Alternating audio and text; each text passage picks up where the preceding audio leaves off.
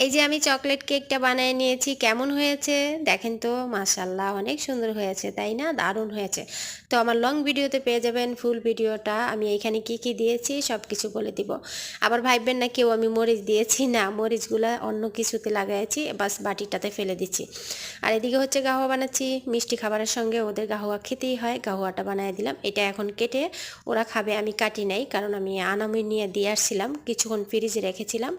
যখন এটা ঠান্ডা হয়েছে তারপরে হচ্ছে এই যে গাহওয়া, নতুন করে গাহওয়া বানিয়ে দিয়েছি। এটা হচ্ছে আজকে রাত 12টার পরে হচ্ছে আমি এই কাজগুলো করছি।